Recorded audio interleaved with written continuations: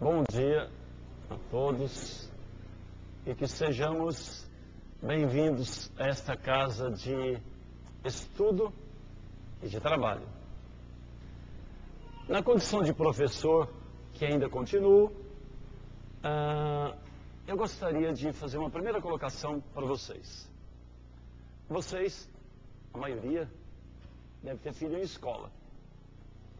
E é comum, na volta da escola, os pais perguntarem aos filhos sobre como foram as aulas, o que é que eles aprenderam. E seria muito estranho que um filho respondesse assim: hoje eu assisti a 6 aulas, mas não aprendi nada não. E o pai dissesse assim: não faz mal, amanhã você vai de novo à escola. Vamos transferir isso para nós agora, nós todos, entre os quais me incluo. Cada vinda à casa espírita é uma oportunidade de aprendizado. E nós não podemos voltar para casa na condição do aluno que assistiu a mais uma aula e continuou do mesmo jeito. Eu penso que nós devemos sair sempre incomodados da casa espírita. Incomodados no sentido de pensar assim: puxa vida, preciso pensar um pouco mais na oportunidade abençoada desta encarnação e mais naquilo que ainda não estou fazendo, embora esteja ao meu alcance. A rotina é uma das maiores inimigas do progresso, da evolução, da melhoria, porque a rotina leva à acomodação. Então, temos de nos sentir sempre incomodados. A insatisfação gera também o progresso. Se nós, seres humanos, nunca nos sentíssemos insatisfeitos com o lugar onde moramos, com o meio de transporte que usamos, com a medicação que está ao nosso alcance, nós provavelmente ainda moraríamos em cavernas. E eu tenho consciência disso quando venho à casa espírita, para tomar cuidado de deixar para cada um de nós, que eu sempre me incluo, uma mensagem de onde a gente tire alguma coisa para aplicar bem de imediato, hoje, amanhã, no decorrer da semana, que é a mesma preocupação que eu tenho como professor, de levar a cada aula uma informação diferente, nova, interessante, curiosa, incomodante. É interessante observar como as pessoas acham que o espírita responde a tudo. Vez por outra, além de alunos, outras pessoas me trazem perguntas que a profitência religiosa deles não responde. Católicos, protestantes, evangélicos, agnósticos, nihilistas, ateus. Vez por outra, um vem e pergunta, e ele tem certeza de que eu vou responder. Aliás, essa é uma das responsabilidades do espírita, para não dizer cristão. Que uma resposta dessa pode ser o consolo de que a pessoa precise. E pode ser também a célula inicial, o começo, o germe de uma modificação a que estamos todos sujeitos e necessitados. Essa é uma das obrigações do espírita. Segundo Emmanuel, a maior caridade que se pode praticar em relação à própria doutrina é divulgá-la. E a orientação que nós recebemos, como mandamento, vamos dizer assim, é aquele em que diz: espíritas, amai-vos e instruí-vos. Nós temos que aprender sempre. E nesse tal de perguntar, um dia, uma aluna de cursinho, que eu trabalho com cursinho, é uma idade muito gostosa para trabalhar com os jovens, uma aluna aproximou-se de mim e falou assim, confiando que eu teria a resposta: professor, esse negócio de horóscopo existe? É verdadeiro? Aí você pensa assim, mas espera aí, será que a doutrina espírita tem alguma coisa ligada ao horóscopo? Será que se eu pegar aqui o Livro dos Espíritos, 1019 perguntas e respostas, deve ter alguma coisa aqui dentro? Deve ter. Ou então, alguns outros livros, tal como um que alguns espíritas ainda em Uberaba elaboraram fazendo perguntas ao Chico, que perguntou a Emmanuel, e cerca de 450 perguntas, que em fechadas formaram o livro O Consolador. A pergunta foi feita a Emmanuel: se é real a ideia de que o horóscopo funciona, dirige nossas vidas.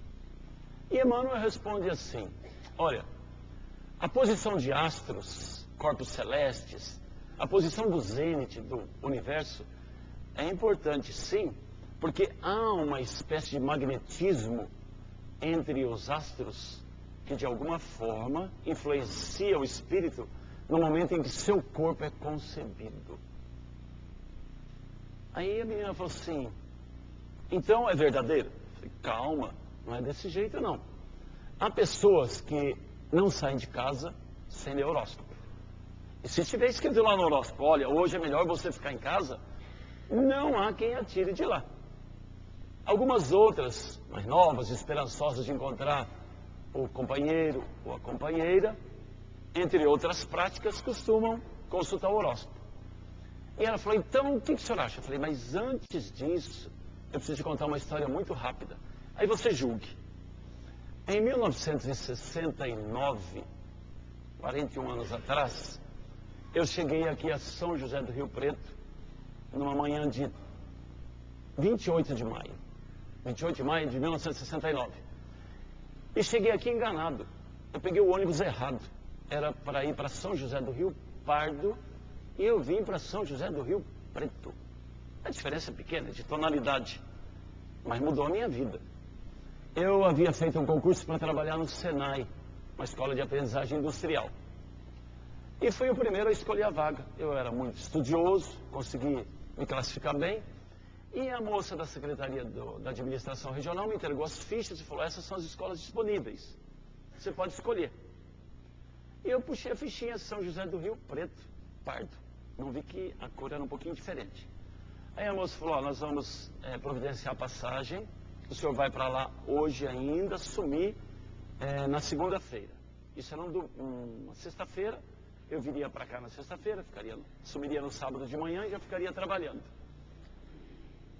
Eu fui até a rodoviária em São Paulo, nessa época, num lugar completamente diferente, perto da Estação da Luz. Entrei num ônibus da aviação Cometa.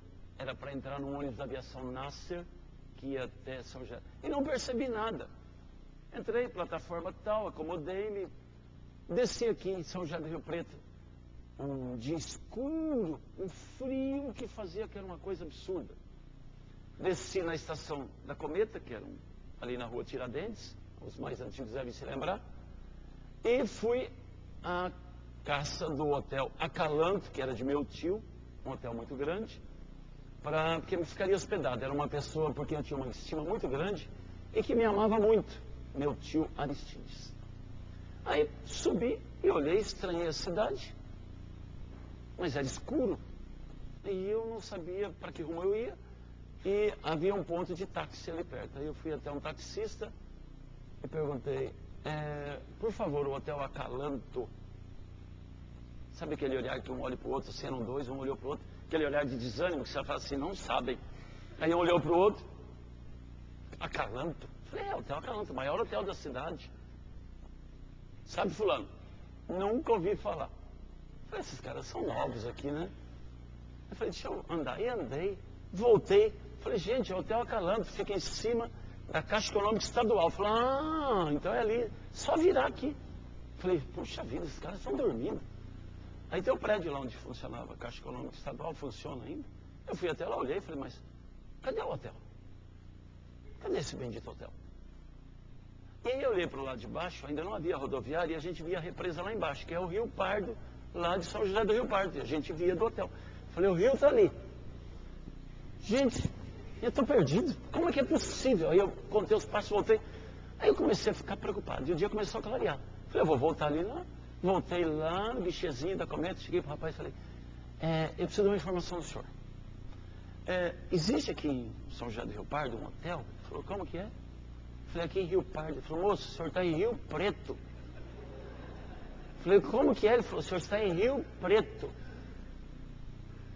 Aí eu fiquei assim: olha aqui. Aí ele me mostrou um mapa. São José do Rio Pardo é lá em cima, assim, saindo lá para lá de Franca, Ribeirão, lá para lá de Minas já. Ele falou, o senhor não está aqui, o senhor está aqui. Eu falei, como que é possível? Ele falou, o senhor está em São José do Rio Preto. Aí caiu a ficha. Eu falei, nossa, o ônibus, não é cometa, era só naquele instante. Aí eu voltei a São Paulo, no mesmo dia. E cheguei, fui conversar com a moça. Segunda de manhã, eu não via a hora de abrir aquela secretaria. Um minuto não passava. Ai, só que outra pessoa já tinha escolhido São José do Rio Pardo e não quis mudar. Falou, não, eu queria Rio Pardo mesmo. E aqui fiquei em Rio Preto. Aí, eu trabalhando no Senai, eu trabalhava só de manhã, e eu precisava arrumar mais alguma coisa para fazer. Aí eu fui a um jornal que existia aqui, porque eu já escrevi alguns artigos para jornais de Minas Gerais. Eu era um freelancer. Aí procurei o editor do jornal e falei, olha, eu faço alguns artigos, escrevo sobre diversos assuntos, pesquiso. Falei, então, agora, por enquanto, não estão precisando de ninguém. O senhor entende de horóscopo? Falei, claro, nossa, lógico, claro que entendo. Falei, então nós estamos precisando de alguém que faça horóscopo. Falei, está falando com a pessoa indicada, certinha. Nunca tinha nem lido, não lia, nem sabia, mas a gente tem que trabalhar, né? Aí falou, então, você poderia começar quando? Se o senhor quiser, eu começo para o jornal de amanhã já. Falei, então, vamos lá, vamos acertar. Aí, acertei, era uma merrequinha, mas ajudava. Nessa época nós estávamos vivendo uma situação muito difícil, porque meu pai tinha passado por uma doença muito longa e tinha consumido tudo que a gente tinha, casa, tudo. E eu precisava ganhar. Aí eu fui até a livraria Giovinazzo, ele tinha várias, procurar revistas usadas, Capricho, Grande Hotel, Sétimo Céu, algumas pessoas devem se lembrar dessas revistas, né? Aí eu comprei várias e elas traziam horóscopos. E aí eu virei horoscopista, inventei um nome meio esquisito. E eu pegava lá das revistas e eu montava o meu, só com coisa boa, nunca pus coisa ruim. Olha, fique atenta, a pessoa da sua vida passará perto de você hoje. Cuidado com o que você diz. Nossa, eu tenho remorso até hoje. Mas eu só escrevia coisa boa, só coisa boa. E se naquela época eu fosse espírita, não era, e eu tivesse sinal verde, agenda cristã, eu teria aproveitado muito também. Ia inserir ali. E tudo ia muito bem, durou um ano. Aí eu falei, tá vendo, menina? A menina, vixe, professor. Eu falei, mas... Aí um belo dia eu chego lá e o diretor do jornal veio, preciso falar com você. Eu falei, o que foi? Ele falou, um problema aí. Eu falei, o que foi? Ele falou, um senhor aí ligou pra gente muito bravo. E por quê? O que aconteceu? Ele falou, então, ele leu o horóscopo dele de domingo, que dizia assim, olha, hoje o dia para você vai ser muito bom, você terá notícias agradáveis, você se sentirá muito feliz. E ele falou assim, vocês me põem isso no horóscopo e o América perdeu de 7-0 hoje. Eu sou americano, como é que vocês me põem um negócio desse no jornal? Que o dia ia ser muito bom. O América tinha perdido 7-0. E aí ele falou, acho que é melhor a gente parar com esse trem, né? Eu falei, vamos parar. Aí eu já tinha pego mais aulas, dispensei, mas eu confesso, eu tenho remorso até hoje. Até hoje. Aí eu falei para a menina, então você precisa tomar muito cuidado. Eu falei, em vez de horóscopo, eu vou te indicar um outro livro para você ler toda manhã. Indiquei para ela um livrinho de Torres Pastorinho, que se chama Minutos de Sabedoria. Eu falei, um excelente horóscopo para todos os dias. Aí você vai marcando e cada dia lê uma página. É um horóscopo. Falei, se sobrar tempo, aí indiquei também Sinal Verde, que são preceitos diários que a gente... Olha, se a gente conseguisse colocar em prática o que está no livro Sinal Verde, a gente ficaria perfeito. Não dá para colocar tudo em prática, mas algumas coisas a gente vai modificando. E a partir daí, eu fiquei com uma outra preocupação. Essa dos horóscopos, que ela deriva para uma outra pergunta. Será que existe destino? Será que quando nós encarnamos, já está traçado o nosso destino? O que é que nós vamos ser? Porque eu estava lá em São Paulo, trabalhando, lecionando em São Paulo, eu já trabalhava num cursinho nessa época, tinha 19 anos, e trabalhava com cursinho já, era professor de português. E vim parar aqui. E eu acho que foi uma das medidas mais acertadas da minha vida. Porque aqui eu encontrei a doutrina espírita, aqui eu fiz amigos, aqui eu encontrei a minha esposa, que está ali, a Nilza também, que me fez muito bem, me faz. Então, ajudou o meu destino de alguma maneira assim.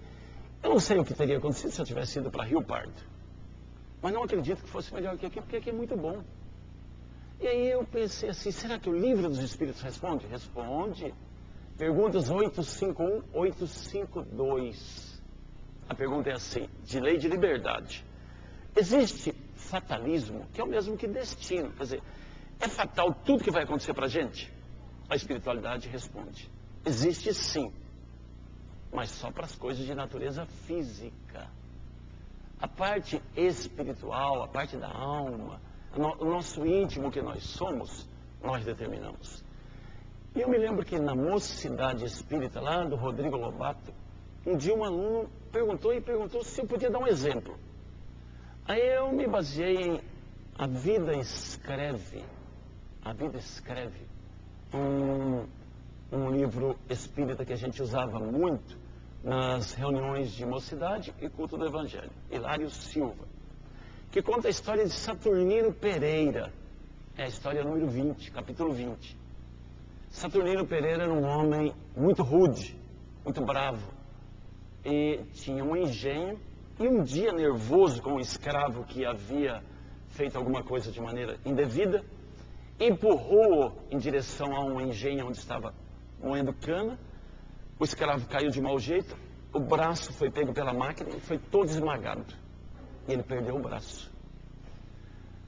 Voltando para o plano espiritual, Saturnino Pereira sonhava todas as noites que ele estava dentro de uma tina, de uma banheira de suco de cana manchado de sangue. E que ele tentava nadar e se afogava, num desespero. E aquele líquido em volta dele. E em prece, e suplicando muito, um dia ele conseguiu a bênção de reencarnar. Que é bênção sempre.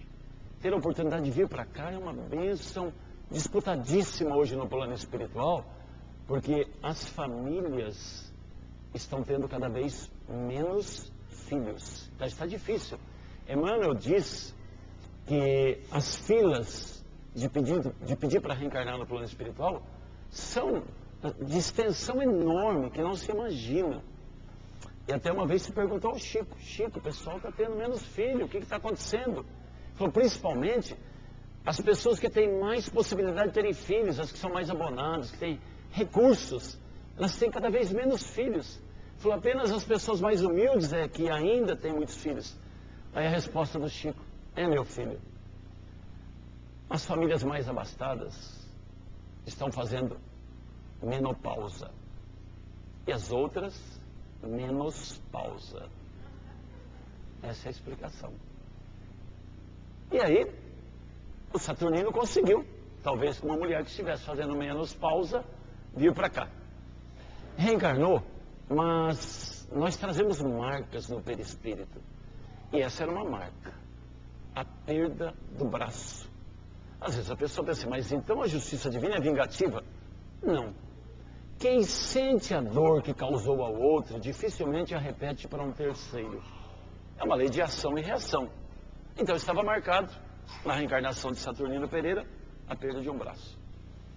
Um dia, lidando com uma máquina, Saturnino Pereira prendeu um dos dedos e perdeu parte dele. Era um espírita cristão, devotado à causa do bem, à caridade. E as pessoas perguntavam assim, como é que um homem tão dedicado e tão bom sofre um acidente assim de perder uma parte do dedo, gente? Do lado de lá, o pessoal já tinha estudado o caso dele e, pela própria ação que ele desenvolvia, ele havia diminuído de braço para dedo.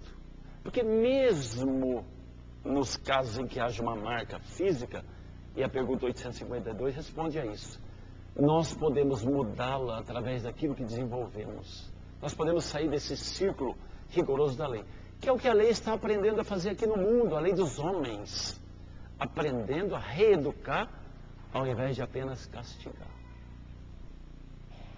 Então eu respondia, olha, esse negócio de determinismo, de não haver livre-arbítrio, não existe. Nós estamos aqui dentro de um programa, mas muita gente desacredita do programa. Há alunos que me dizem assim, eu sou muito burro, eu não vou aprender, eu não vou conseguir passar. Bom, se você está dizendo que não vai conseguir, ninguém melhor que você para não conseguir. A partir do instante que você desanima, você realmente está derrotado. E eu precisava achar alguma coisa que sustentasse isso, além do Livro dos Espíritos. Então eu busquei 3 fatos, 3 histórias em que a gente precisa pensar um pouco. Uma delas envolve uma professora. É bom a gente saber que toda vez que nós encarnarmos com grandes dificuldades, um ou mais espíritos amigos reencarnam um pouco antes ou paralelamente a nós para nos apoiar. Que ninguém vem sozinho. A justiça divina não nos joga aqui por nossa própria sorte quando a tarefa é difícil. Então, uma professora, 21 anos de idade, vai à casa da família de uma sua aluna que está na 2ª série, equivalente a mais ou menos 8 anos hoje, Estados Unidos. Essa professora chama-se Anne Sullivan. E ela está interessada no desenvolvimento da criança que é sua aluna. Conversando com a mãe dessa criança, Anne Sullivan vê uma outra criança que tem 6 anos, sentada assim do lado, no quintal da casa, esgaravatando o chão, brincando no chão assim com um pedacinho de madeira, brincando com a terra. Ela olha e fala assim, é sua filha também? E a mãe disse, é minha filha mais nova. Quantos anos ela tem? 6 anos. Ah, então só o ano que vem que ela vai à escola? Eu falei, não, ela não vai à escola. Mas por quê? Eu disse, porque não adianta. Eu falei, mas não adianta como? Falou, ela é surda, cega e muda. É que nem um bichinho, ela fica só assim ali, ó. A gente põe pra cá, põe pra lá, dá comida, só isso. Aí a Anne Sullivan ficou incomodada com aquilo. Falou, mas ela não enxerga. Falou, não, ela teve uma doença quando tinha 2 anos e um pouquinho. Uma doença muito grave, era até essa idade uma criatura normal. E por decorrência da doença, ela foi ficando assim, nós nem percebemos direito. Aos poucos a gente percebeu que primeiro ela não enxergava e não ouvia, e as poucas palavras que ela falava, ela parou de falar porque ela emudeceu. Ela deixou de ouvir e ela faz só alguns ruídos, alguns barulhos. Anne Sullivan foi para casa incomodada. Não dormiu direito aquela noite. Voltou no dia seguinte à casa e disse, eu não me conformo, não pode ser isso. Onde está Deus que deixa uma criança dessa assim? Não pode ser. E a mãe falou, minha filha, é assim mesmo, é o destino. Ela falou, não, deixa eu tentar alguma coisa. Foi até perto da menina, tomou as mãos da menina e apertou.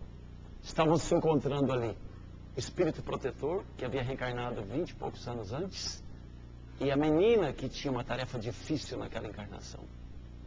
Anne Sullivan estava encontrando a protegida dela, Helen Keller. Se alguém quiser saber a história inteirinha, existia um filme chamado Black, Escuridão, que narra essa história de uma maneira fantástica. É um filme russo. Russos fizeram esse filme. E ele não foi muito divulgado aqui no Brasil, não. Através do YouTube é possível assisti-lo. Chama-se Black, a história de uma vida.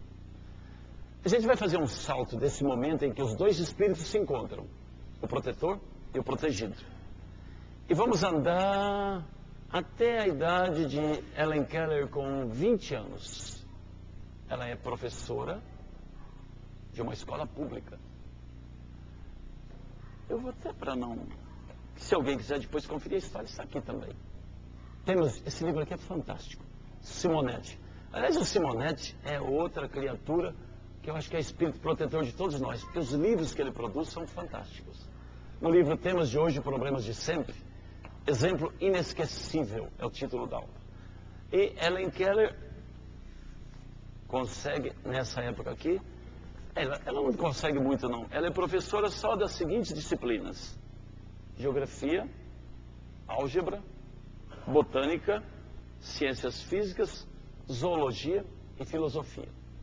Aí vocês vão me perguntar assim, espera aí, cega, surda e muda? Como? Ela havia pronunciado, até os 2 anos e pouco, algumas palavras. Foi daí que que Annie Sullivan, através do tato, conseguiu fazer que a menina voltasse a falar. Ela não falava porque não ouvia, mas falava respondendo ao impulso das mãos. Segundo os cientistas, é um caso único no mundo. Mas como é possível? Porque o impossível não existe. O impossível é a desculpa que nós damos para aquilo que nós não queremos, ou não podemos, ou não estamos dispostos a fazer. Mas observem bem, o espírito amigo ali do lado. Qual é o nosso espírito amigo? Quem é que está ao nosso lado? Quando é que ele vai reencarnar? Será que já está reencarnado? Às vezes nós pensamos que vivemos independentemente. E quem se julga sozinho, quase sempre está abandonado mesmo. A história de Helen Keller não existiria não fosse Annie Sullivan assumir esse papel de sacrifício para levantá-la disso. Se nós olharmos à volta, nós encontraremos o espírito amigo, ou encarnado, ou à espera de uma prece em que nos coloquemos à disposição dele, para que ele nos intua. Ele não vai fazer por nós, nós faremos com a ajuda dele. Segundo caso, Franz Rosenzweig. Eu vou fazer até um paralelo dele com Camilo Castelo Branco. Quem estudou, fez colegial, fez literatura, deve se lembrar de Camilo Castelo Branco. Ou pelo menos de 2 livros que ele escreveu que ficaram famosos. Entre os mais de 100 que ele produziu em Portugal, no século XIX. Um deles chamado Amor de Perdição. Será que alguém leu esse livro na escola? É um livro pesado, horrível, de sofrimento, de angústia, de suicídio, de morte, de desgraças infinitas. E outro chamado Amor de Salvação. Camilo Castelo Branco e Franz Rosenzweig. Eles têm um paralelo pelo seguinte. Franz Rosenzweig, aos 62 anos, era um filósofo alemão. Ele foi acometido de uma artrose amiotrófica lateral que foi paralisando todos os músculos do seu corpo, ao ponto de, em 2 anos, deixá-lo completamente paralítico, com movimento apenas dos olhos, só dos olhos. Ele foi colocado numa cadeira, as mãos cruzadas aqui assim, e a única coisa que ele movia, não movia a cabeça, para poder deglutir, engolir os alimentos, tinha que se fazer o movimento dele aqui com a boca. Ele mal conseguia engolir. Que sofrimento, hein? Camilo Castelo Branco, aos 62 anos, chegou à cegueira, ficou cego. E não teve dúvida, virou o personagem central do romance Memórias de um Suicida, pela pena de Ivone Pereira. Suicidou-se. E quem já leu Memórias de um Suicida tem uma vaga ideia do que existe para se passar em regiões umbralinas para onde vão os suicidas. Franz Rosenzweig podia ter escolhido o mesmo caminho. Não escolheu. Tinha que achar um meio de fazer alguma coisa, porque ele sabia que tinha vida pela frente. O espírito protetor dele havia reencarnado mais ou menos na mesma época que ele, 1 ano ou 2 depois. E ele se encontrou com esse espírito amigo no altar. Era a esposa. Com a esposa ele combinou o seguinte: vamos fazer um teclado. Ele piscava, só piscava. Então, para se comunicar, quando a mulher dizia alguma coisa, a quiescência era piscar uma vez, ou não, eram 2 vezes. E se comunicava com a esposa. E a esposa, um dia, perguntando a ele se havia um jeito de se comunicar melhor, sim, tal, isso, aquilo, chegaram ao seguinte: desenharam na parede um teclado, com todas as letras do alfabeto, como se fosse um teclado de um computador, mas desenhado, como se fosse aqui na lousa, letras grandes.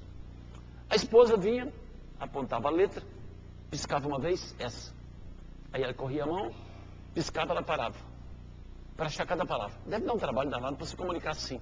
Por exemplo, para dizer assim, eu gosto de você, levaria um tempão, hein? Levaria um tempão. Mas ele conseguiu fazer alguma coisa. Traduziu para o alemão a Bíblia.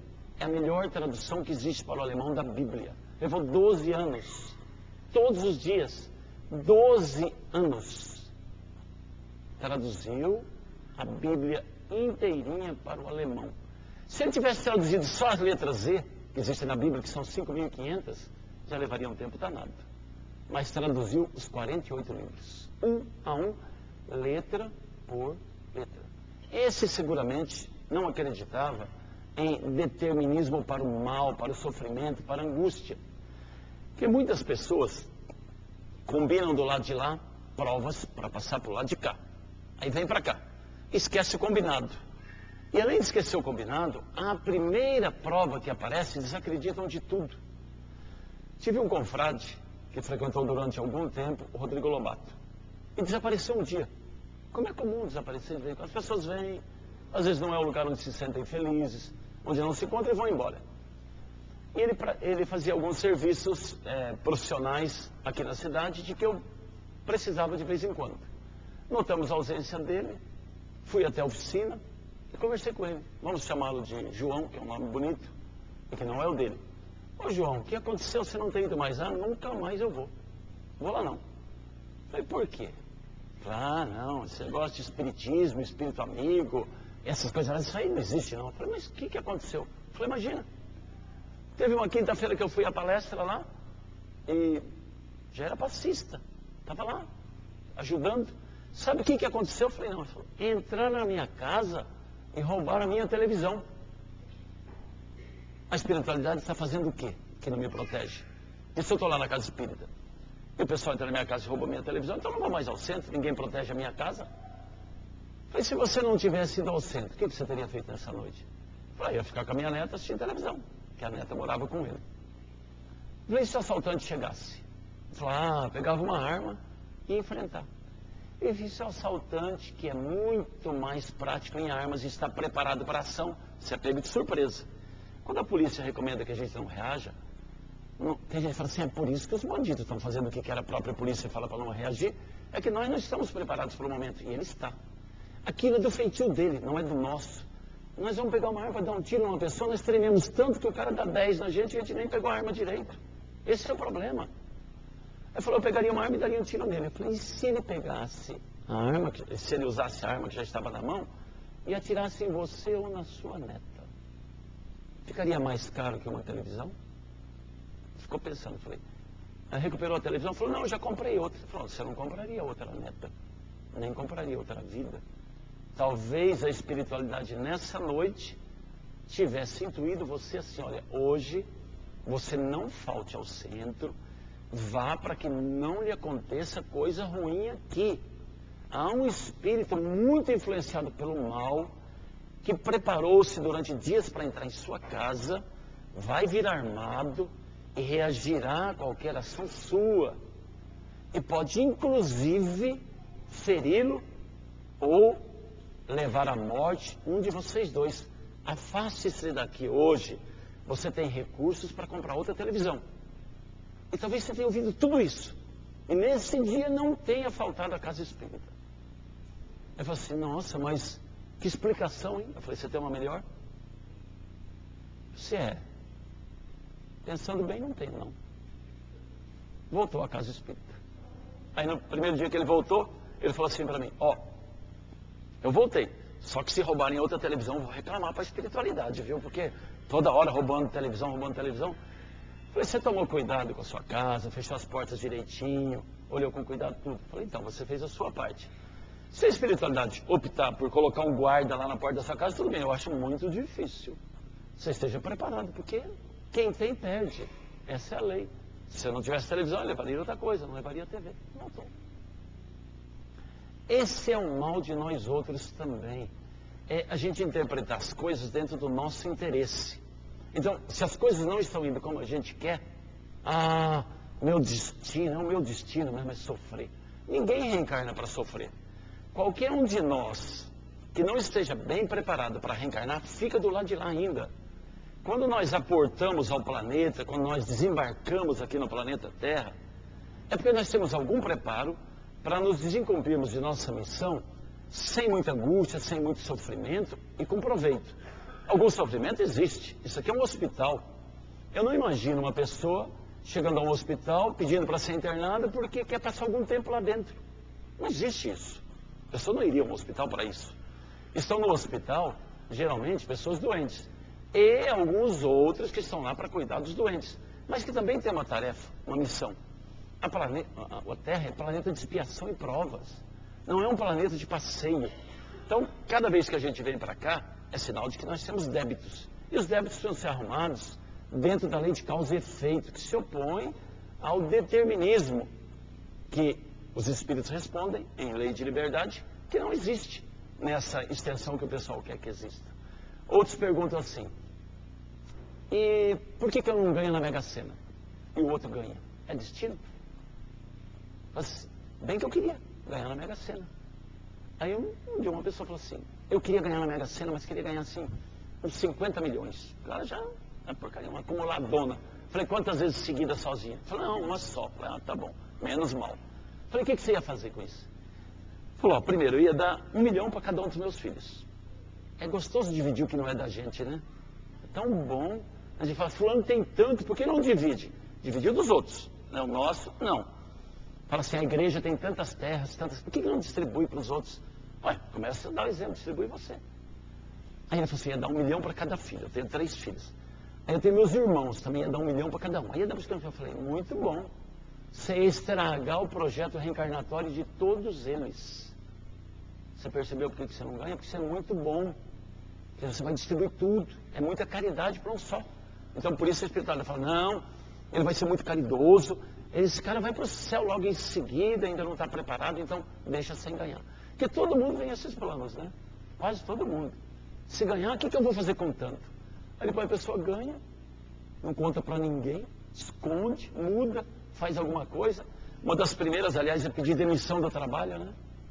Eu trabalhei ainda tão bem, a pessoa estava espiando tantas coisas, estava aprendendo.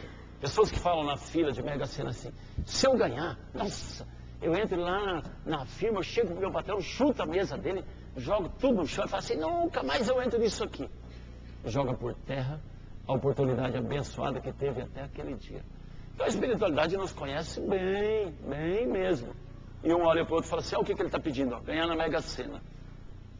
Hilário Silva, igualmente, diz numa página de um dos livros, que grande parte de nós faz parte de uma equipe chamada TBC. Turma da Boa Conversa. TBC. A propósito de uma reunião numa casa espírita, onde cada um dos confrades disse assim, olha, e se a gente abrisse um núcleo de assistência à criança e um núcleo de assistência à mãe solteira e mais um para apanhar? Isso mesmo, vamos fazer isso, vamos fazer. E há 2 espíritos olhando a reunião. Um é o da casa, um é o visitante. O visitante fica impressionado. Fala, gente do céu, que grupo, hein? E o outro diz, se impressione não. É o TBC. Amanhã eles nem se lembram do que conversaram. Turma da Boa Conversa. E a gente tem que observar isso. No caminho de nossa existência, as provas não são maiores do que nós. E quando elas são grandes, a espiritualidade é a nossa volta. Fala assim, e onde estão meus amigos espirituais? Aqui dentro, em casa, no trabalho, na rua. Amigo, a gente conquista, não ganha. É preciso chegar até ele, buscá-lo e ele se aproxima de nós. Nessa segunda história, de Franz Rosenzweig, eu tenho me inspirado para nunca desistir. Porque eu fico pensando assim, se me falta visão, nós já pensamos isso um dia, não ver mais, tatear como a gente vê pessoas pelas ruas, só que a gente não valoriza o oposto. Eu vejo, hoje de manhã cada um de nós se levantou, há pessoas que não se levantaram hoje e não vão se levantar mais. Nas 24 horas do dia de hoje, desencarnarão mais de 200 mil pessoas na face da Terra. Pessoas que ontem se deitaram com planos para segunda-feira, de coisas que ainda não foram feitas, que foram adiadas, e que não farão isso. Pessoas que deixaram para terça ou quarta-feira da semana que vem, a possibilidade de um encontro com uma pessoa para corrigir o mal-entendido, para pedir perdão, para oferecer auxílio, e que não farão mais isso, porque voltaram para casa, voltaram para o plano espiritual, dentro de um plano de existência que este sim existe. Quanto tempo ficaremos aqui? O suficiente. Teremos moratória, uma extensão do tempo, depende do que fazemos. O Chico, por exemplo, é um exemplo. O Chico é um exemplo bom disso. Veio para escrever 70 livros, mais ou menos. Planejou do lado de lá, desembarcou aqui na Terra, chegou aos 70 e se sentiu incomodado, insatisfeito. Posso fazer mais. E Emmanuel, vamos a 100? Vamos. Vamos a 200? Claro. O livro Linha 200, que é o título do livro, Linha 200, que é o 200º livro do Chico, fala, entre outras coisas, a mensagem de Emmanuel a respeito disso. E aí, vamos a 300? Vamos. Vamos a 400? Claro. E ele não perguntou mais, e quase chega a 500. Se o Mineirinho continua aqui, passava de 500. Ah, mas era fácil para o Chico. Ele só tinha catarata, tinha uma dor que aperta o coração, chamada angina, tinha uma erisipela que o incomodava muito entre os dedos da mão, tinha problemas de toda espécie, deixava os problemas de lado e pegava o lápis. Quando ele soltava o lápis, aí ele olhava para os problemas de novo. Porque é fácil olhar o sofrimento do outro se transformando em ação. É muito fácil. A gente olha e fica às vezes admirado. Mas e o nosso, que precisa também se transformar em ação? Vamos para o começo do século XX. Um terceiro fato.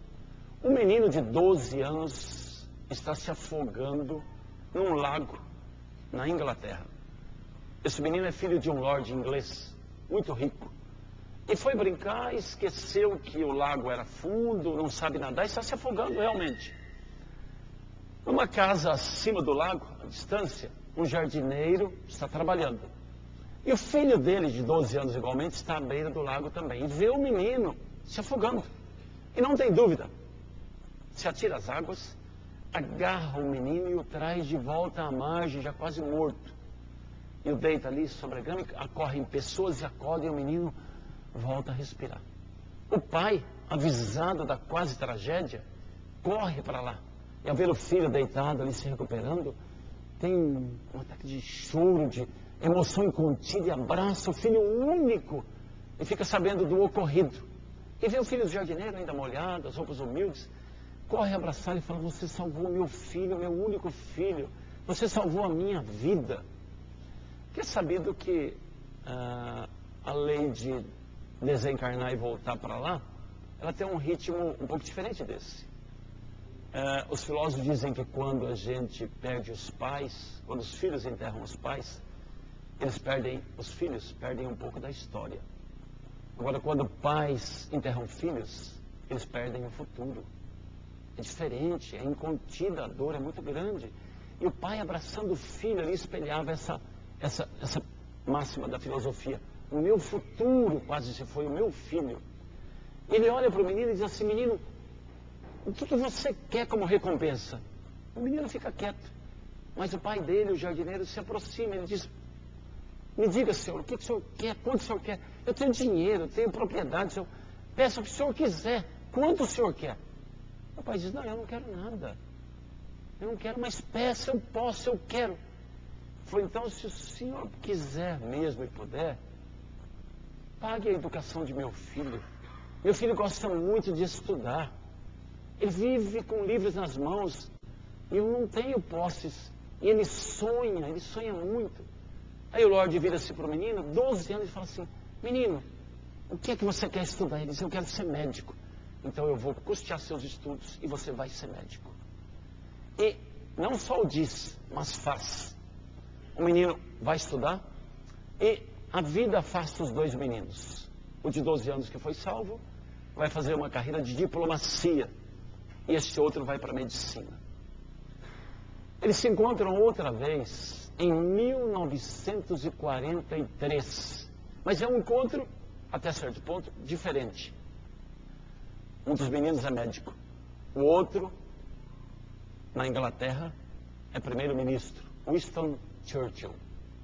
Um homem que segurou com seu plano o avanço hitlerista daquela história de uma raça ariana pura. Só que Winston Churchill está cometido de uma infecção gravíssima e vai desencarnar. Porque não existe remédio para isso. Não existe remédio? Não. Há uma medicação que está sendo ultimada, são as últimas experiências. 3 médicos estão terminando as experiências com penicilina. Um deles, Alexander Fleming, é o menino, filho do jardineiro, que está ultimando esses preparativos. Eles vão a Londres e o uso da penicilina em seu estágio inicial de experimento salva a vida de Winston Churchill. Esse médico, Alexander Fleming, Prêmio Nobel de Medicina de 1945, é o menino que foi salvo, é o menino que salvou Winston Churchill do afogamento. Aí a gente pergunta assim, eita espírito protetor danado, hein? 2 vezes. Primeiro tira o menino d'água, depois tira o menino das portas da morte.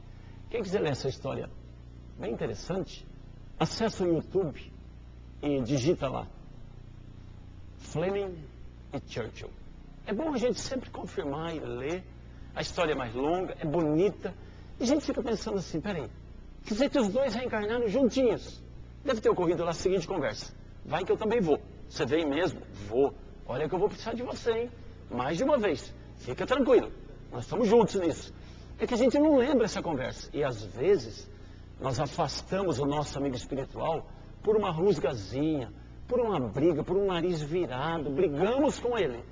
E, por nossa conta, nos afastamos dele. E ele vai embora. Por isso a recomendação de que a gente não perca nunca a oportunidade. Primeiro, de fazer amigos. Segundo, de perdoá-los. Porque o preceito bíblico, perdoa ao seu inimigo, não é só esse não. Ao seu amigo também. Porque às vezes a pessoa fala, na Bíblia está falando que é só para perdoar inimigo. Um dia um aluno falou isso para mim. Eu falei, então tá certinho, agora virou seu inimigo, não virou? Então vai lá perdoar. Eu falei, mas aí, não virou inimigo? Tá certo, era amigo, virou inimigo, agora perdoa. Falou, não, mas não ficou bem inimigo. Eu falei, então vai perdoar o seu amigo. Eu falei, mas não tem jeito não, tem que perdoar. E aproximar-se de novo dele. Há casos em que irremediavelmente a pessoa se afasta. Azar nosso. Não nos faltam espíritos amigos para nos ajudar. Só que nós temos que tomar cuidado para não afastá-los. Essas 3 histórias ilustram bem a necessidade que a gente tem premente de observar os rumos de nossa existência. Não é preciso que a gente olhe para baixo, para os mais infelizes, para os que se abandonaram. Não, é só olhar para a gente mesmo e catalogar o que a gente tem que não pode perder, que ficaria infeliz. Porque nós costumamos catalogar regalias por direitos. Nós temos muitas regalias, algumas delas por empréstimo.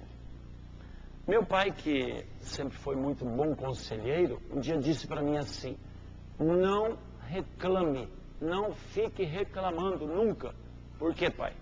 Porque é o seguinte, lá no céu, os santos e os anjos têm uma fichinha nossa. E lá está escrito tudo que a gente merece e não merece. Aí você começa a reclamar, e reclamar, e reclamar. Alguém fica incomodado lá no céu.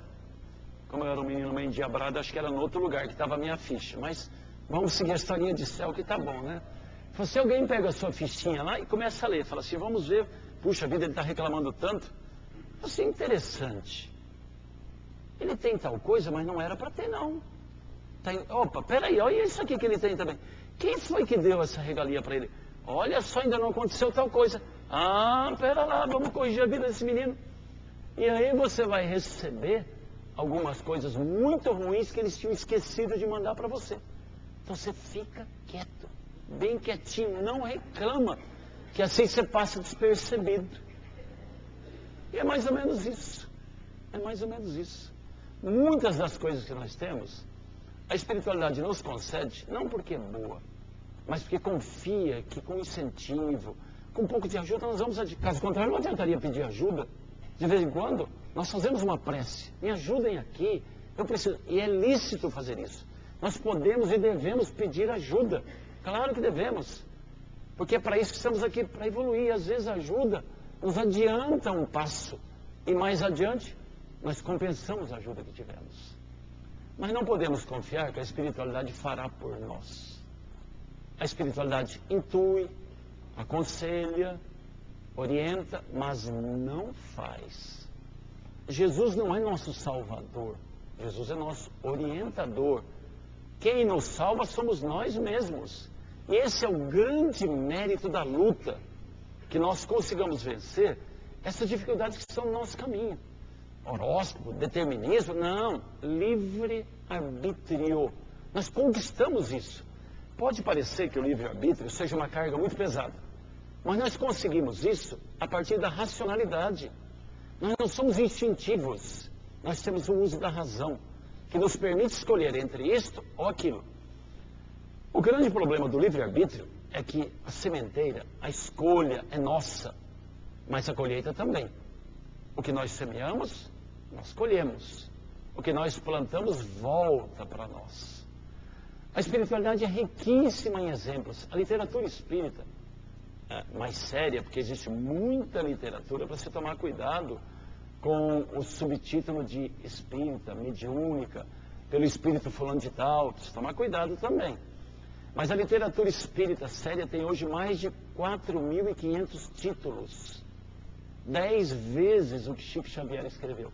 Se uma pessoa quiser navegar com segurança, pegue a codificação, pegue o legado de Chico Xavier. Não é só isso que existe, mas nos dá uma base muito segura. Um aluno uma vez me perguntou assim, qual era a graduação de Chico Xavier? Eu falei, nenhuma. Ele não terminou o curso primário. Eu falei assim, como é que ele consegue escrever? Eu falei, ele não terminou o curso primário, mas sempre foi um grande estudioso. Eu sugiro que o pessoal que goste de ler, pegue um livro de Sueli Caldas Schubert, chamado Testemunhos de Chico Xavier. É um livro fabuloso, editado pela FEB, que contém cartas que Chico trocava com dirigentes da FEB, pedindo livros para ler, livros de filosofia, de antropologia, de psicologia, livros que ele lia. Amando de Emmanuel, que era um dos professores mais rigorosos que eu já conheci pela literatura que existe. Quem assistiu ao filme Chico Xavier, às vezes fica até pensando assim, nossa, que professor ranzinza, hein? Esse Emmanuel só deu um sorrisinho lá no fim. E assim mesmo que o pessoal do filme colocou, porque pelo jeito ele não ia nunca. Era sério. Ué, mas o professor tem que ser assim, bom e sério. Se for só bom, é bobo. Aí o professor muito bonzinho é professor bobinho. O professor que permite tudo, leva tudo. Não, tá bom. Os alunos comentam, nossa, é um bobo. Quando o professor é rigoroso, as pessoas guardam as lições e se lembram dele com carinho. Não precisa ser rústico, bravo, mal educado, estúpido. Não, severo. Porque aprendeu uma coisa séria. E o Chico aprendeu debaixo da severidade de Emmanuel e descobriu que a lei não é boa, é justa, não presta favores, mas nos apoia, espera de nós e aguarda com paciência que tenhamos a capacidade de corresponder àquilo que se espera de nós como espíritos em evolução. Não é boa, mas é justa. Por isso se chama justiça. Justiça, de justa, daquilo que é lógico, que é racional. Cada um de nós está carregando o fardo das próprias imperfeições, mas também um cabedal enorme de possibilidades, de estudo que fizemos, de potencialidades que nós temos. Nós somos capazes de mudar o nosso pretenso, suposto destino, sempre para melhor. Sempre. Basta que a gente queira. A recomendação evangélica, bate que a porta se abre, é muito própria para isso. É preciso que a gente tome a iniciativa. Se um de nós chegar à frente de uma porta, de uma casa, fica plantado, talvez nunca sejamos atendidos, porque o pessoal lá de dentro ignora que nós estamos ali. É preciso bater, às vezes mais de uma vez. Às vezes a palma tem que ser mais vigorosa, mais insistente. Às vezes tem que bater a porta mesmo. Abre aqui, eu quero entrar. Essa decisão é nossa. Bate e a porta se abrirá. É o que nós precisamos fazer. E aí se alguém algum dia perguntar assim, existe destino? Sim, eu faço o meu. Mas já está escrito que você vai ser? Não. Cada dia eu escrevo um capítulo da minha vida. Guimarães Rosa, um dos grandes literatos deste país, um dia escreveu uma frase lapidar.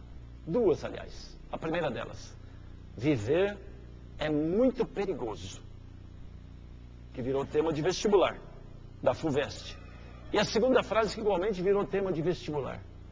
O melhor, o mais importante de tudo, é que nunca estamos completos. Sempre somos metade. A outra metade é o outro. E se a gente se completar um dia dentro dessa limitação, provavelmente nós seremos só metade de mais, mas nunca completos. Sempre a metade de mais, e mais, e mais. E a outra metade está nos outros, nas pessoas que nos apoiam, que convivem conosco, que nos sustentam nesta existência. Particularmente, muito particularmente, o espírito amigo que reencarna está dentro da nossa casa. É preciso descobri-lo.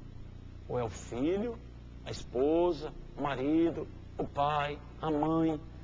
Porque dada a nossa pequenez espiritual, nossos grupos de afeto mais intenso ainda são pequenos. Um dia, essa nossa família espiritual se ampliará para 6, 7, 8, 10 mil pessoas. E um dia, abrangerá a dimensão de um Chico Xavier, capaz de amar indistintamente quantos se aproximassem dele, e dizer para as pessoas que se achegavam a ele: reza por mim, ora por mim, pensa em mim. E as pessoas saindo pensando assim: o Chico pedindo isso para mim, um homem com essa elevação espiritual. O Chico sempre foi metade, embora de muito. E nós, mesmo sendo ainda metade de muito menos, podemos nos completar a cada dia. Determinismo não existe, mesmo para as coisas físicas. Essas, inclusive, a gente mudará quando estendemos a mão ao próximo, quando nos melhoramos daquilo que somos para os outros e quando acreditamos claramente que esta encarnação neste país é uma das maiores bênçãos que nós temos. É um país mal administrado, mas é realmente a pátria do Evangelho. Nenhum outro país seria tão bom para nós, que viemos de longe. Se nós olharmos na esteira de nossos antepassados, todo mundo veio de fora. Tem um avô, um bisavô, um triavô espanhol, italiano, português, austríaco, alemão, e viemos todos para cá. Porque a justiça divina, no seu aspecto que tem de bondade, disse: vai lá para a pátria do Evangelho e cura-te. Vai lá e aproveita. E é o que nós precisamos fazer. Cada dia. Apareceu a oportunidade, agarremos-la. E vamos provar para o mundo, e para nós mesmos principalmente, que a gente traça o próprio destino. Possa Jesus nos abençoar nesta manhã de domingo e fazer que cada dia de nossa existência seja o reconhecimento das bênçãos que temos ao longo das 24 horas que esperam de nós ação e trabalho. Que Jesus nos abençoe.